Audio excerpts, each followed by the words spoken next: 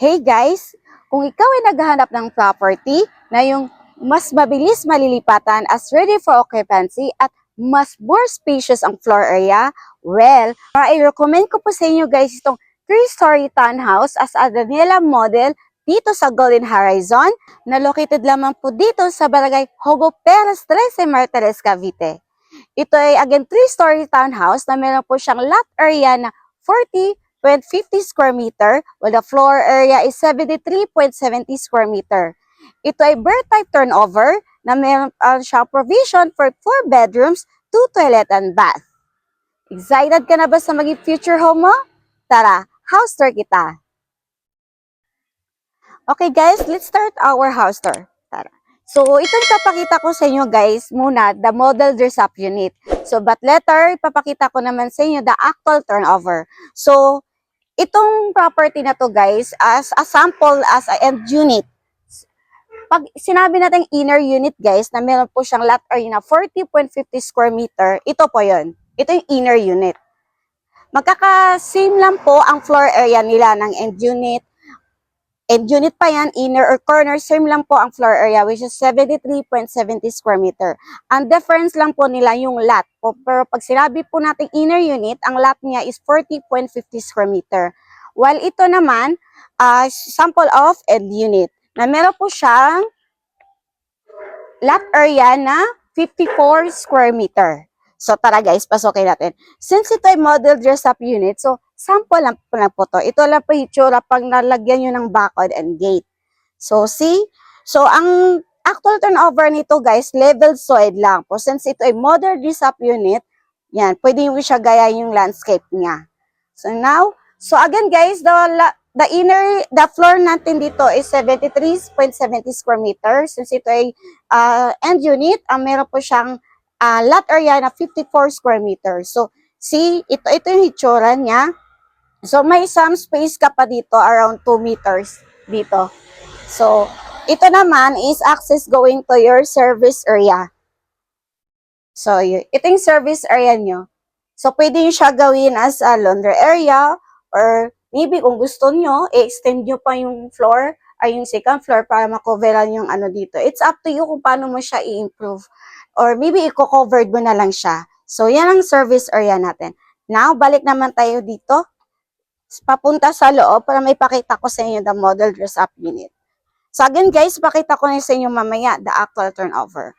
So, dito naman sa front, ang area naman natin ito estimated 3 meters.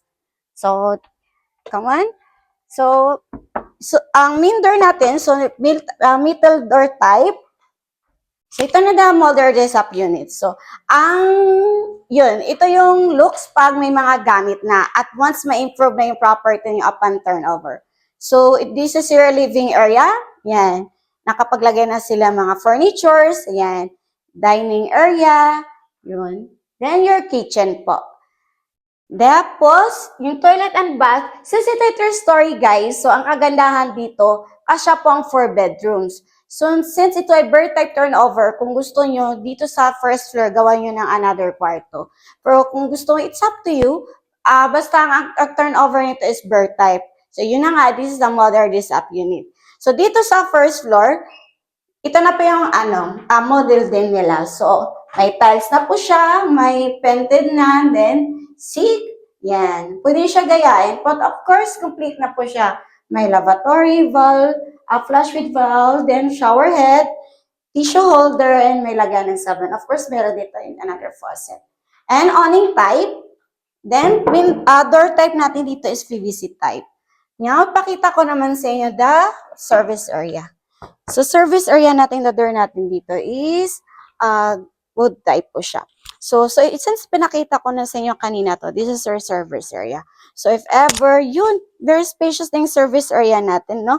So, pwede tayo dito maglaba or gusto nyo extend pa yung kitchen nyo, pwede po yan.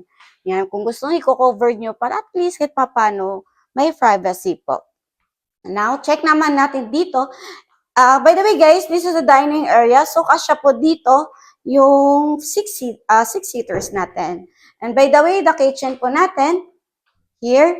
So, dito naman sa model, nilagyan na din nila ng tiles po. Then, kaya na din mag-provide ng Anyway, Turnover naman is good naman since nakita niyo naman walang faucet, pero pagka turnover naman, complete naman po yun siya, guys. So, ngayon, check naman natin going second floor. So, dito sa hagdan natin, guys, a combination of bakal, tubular, then wood type. Pero, ang pinagpatungan ng wood is a bakal pa rin siya. See? Now, yan. So, now, check na natin. Second floor, going dito sa second floor, guys, kasya po dito 2 kwarto. Kasi a total of 4 bedrooms. So, pagkakaakyat natin dito sa hagdan, bungad na bungad. Again, on your right side, yung toilet and bath. So, again, this is a mother this up unit. Pwede nyo po siya gayahin. Same lang po sa ground floor. Now, check naman natin dito. So, ang kagandahan naman natin dito, medyo spacious pa naman din yung hallway natin. So, see? Now, check naman natin the first bedroom. So, first bedroom natin, guys. So, kaya, ang ganda kayo dito, guys. Since ito 3-story townhouse, so, kung kayo ay klaseng buyer type na lumalaking pamilya or marami kayo, or maybe gusto niyo for rental business purposes, pwede po to since ito 3-story townhouse. So, dito sa second floor, meron tayong kasya for up to 2 bedrooms. Dito, as a first bedroom, yan, nakapaglagay pa sila ng double deck. So, see, yan. Then, naglagyan nilang vinyl type. Then, yung mga windows naman natin dito, guys, is a sliding window type. So, nakaka-absorb siya ng natural light. See? Now, check ng wood type. Check naman natin second bedroom. Dito sa second bedroom, guys, facing sa labas. So, it means, dito sa second bedroom, may access ka going to mini balcony. But before that, pakita ko muna sa inyo. So, this is a second bedroom. Kasya po dito. Even double bed size, kasya pa rin siya. Then, double D kung gusto nyo. Depende po sa inyo. Then, yon awning type, yung window natin. Then, dito sa upper part, close type na yung glass window natin dyan. While here, sliding window type. Nilagyan natin ng vinyl. So, dito. Dito naman, may sliding door type tayo dito. And this is our mini balcony. So, kahit pa paano, spacious din ang mini balcony natin. Of course, tanaw na natin yung community ng subdivision po. Then, if ever gusto nyo po i-expand, pwede man pa rin para kahit pa paano makover nyo yung some space ng frontage nyo. Now, check naman natin going third floor. Nakakahinga. Since ito yung third floor, yan medyo nakakahinga.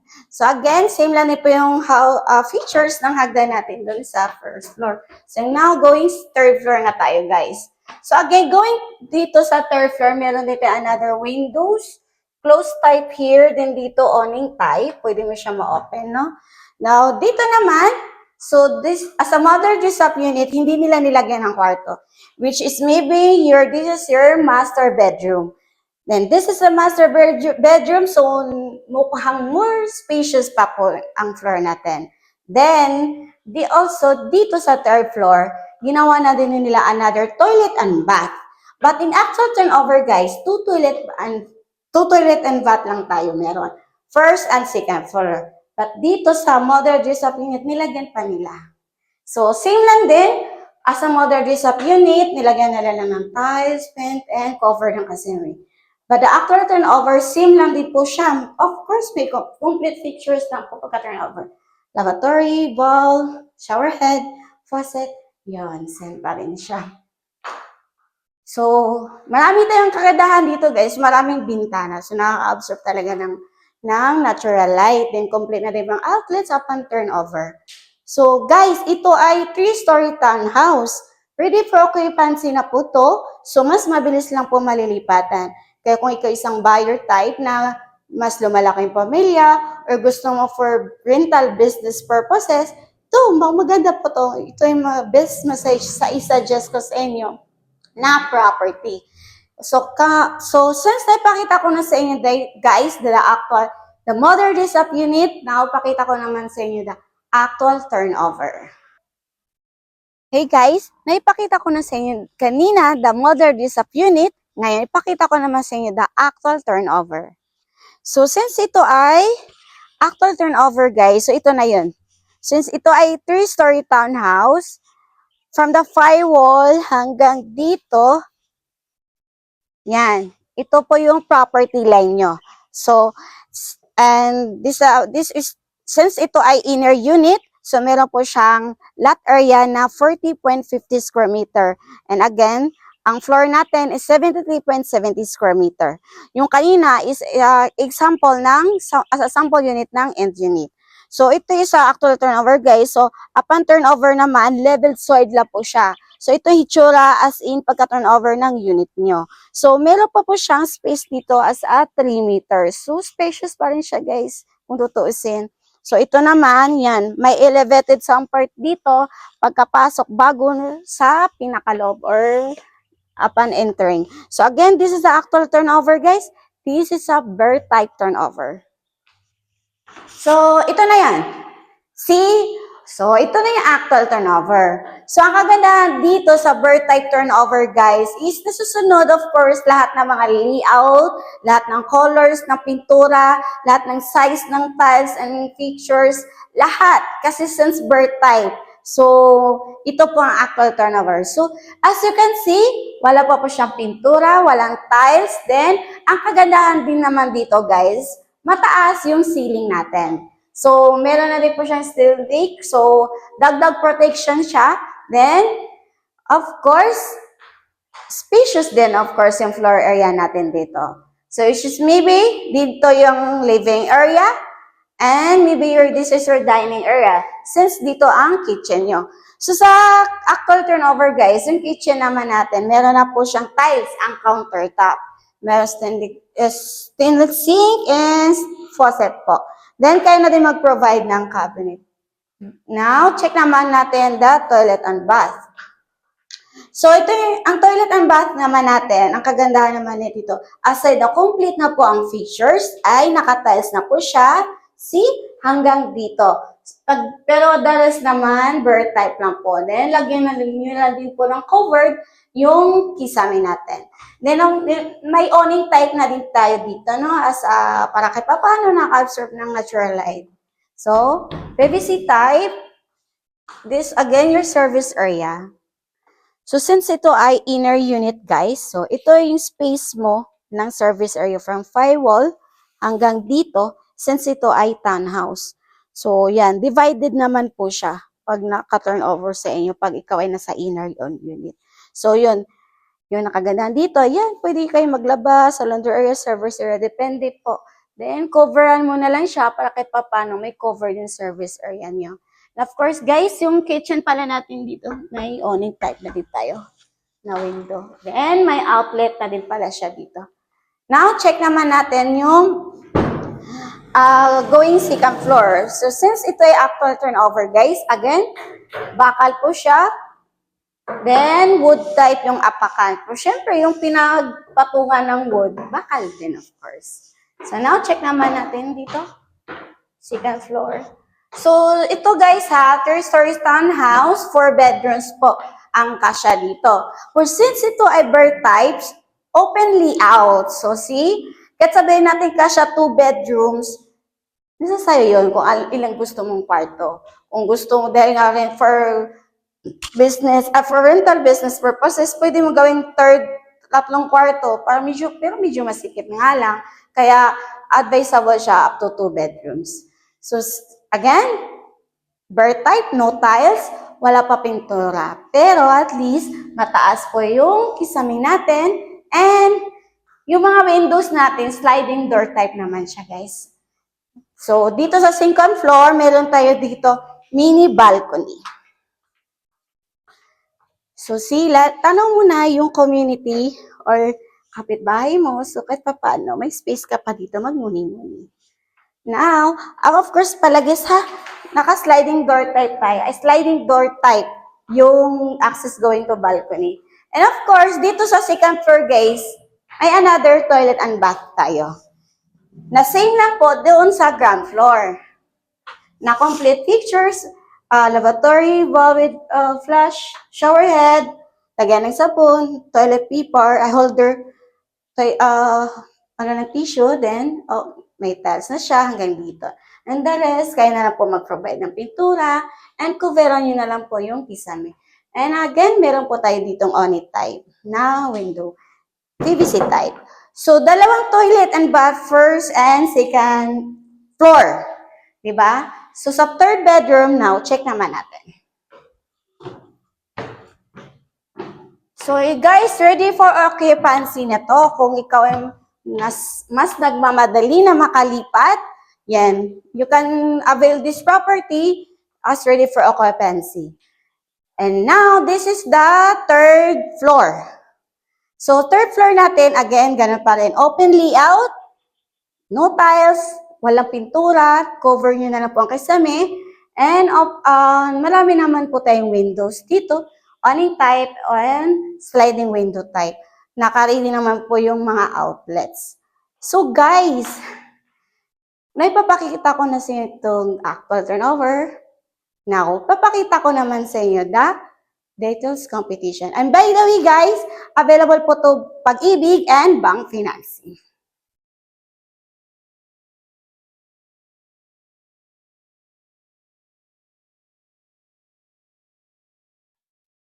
Hey guys, napakita ko na sa inyo the modern design unit, actual turnover at the details competition of this Daniela model dito sa Golden Horizon na again 3-story townhouse, birth type turnover na provision for 4 bedrooms, 2 toilet and bath. At ito ay ready for occupancy, kaya swak na swak to para sa nagmamadaling lumipat at lalo na sa mga lumalaking pamilya o kaya balak mo for rental business purposes. Kaya guys, ito ay, since totally developed na ang 13, ay malapit lang po to sa lahat like SM 13, schools, hospital. At by the way guys, ito dito sa Golden Horizon, meron na po tayong shared communities like school, church, yan, and public market. Yan, marami po tayong mga dito na hindi ka na mahihirapan po. Kaya guys, kung ikaw ay naging interesado, itong property na to dito sa Golden Horizon, well, message mo na ako at asahan nyo for the site viewing, reservation, documentation, hanggang pagka-turnover ng unit nyo, ay i-assist ko kayo. Again, I'm Maniling Garrido, your trusted and accredited real estate salesperson from Dreamhouse Realty. See you soon. God bless!